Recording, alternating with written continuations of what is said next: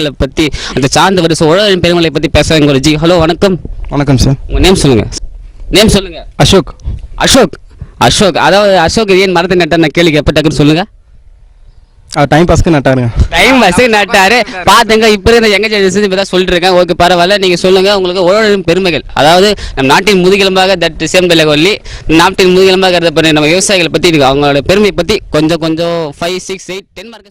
விவசாயிகள் அதிகமாக இருக்கிற நாடுன்னு பார்த்தா அது நம்ம தமிழ்நாடு மட்டும்தான் சார். அவங்க மற்ற எதை பற்றியுமே திங்க் பண்ணுறதே இல்லை. அவன் ஒரு விஷயத்தை செய்யணும்னு சொன்னால் மற்றவங்களோட விவசாயிக்கு நல்லாவே தெரியும். ஒரு விவசாயம் பண்ணணும்னா எல்லாரும் பண்ணுற முடியும், நீங்களும் பண்ணுற முடியாது, நாங்களும் பண்ண முடியும். அதுக்குன்னு ஒரு குவாலிஃபிகேஷன் வேணும்.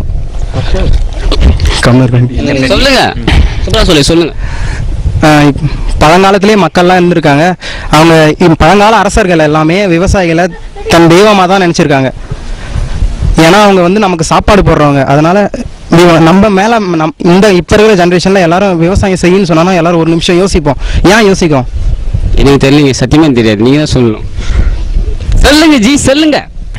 யாராலையும் அவ்வளோ கஷ்டப்பட்டு கற்றுக்க வேண்டிய விஷயம் சொல்லிட்டு நம்ம நினைக்கிறோம். விவசாயம் அடிப்பட்ட தகுதி.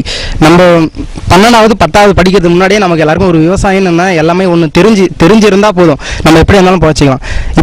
இப்போ இருக்கிற ஜென்ரேஷன் நம்ம மேலே போகிறோமோ தவிர விவசாயம் கீழே தான் வருது.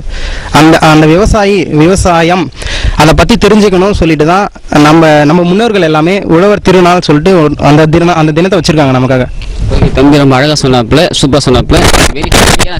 வந்து இவர் மேலே தெரிஞ்சிக்க வேண்டியதாச்சு. அதான் 10th 12th ஃபெயிலான பசங்க ஃபீல் பண்ணாதீங்க. அட்டம் தேதி பாஸ் பண்ணிட்டீங்க. பட் விவசாயம் கொஞ்சம் கொஞ்சமாக குறைஞ்சிட்டு, பட் அதுலேயும் கொஞ்சம் கான்சன்ட்ரேட் பண்ணுங்க. அதனால விவசாயத்தில் என்ற வேணால் கொஞ்சம்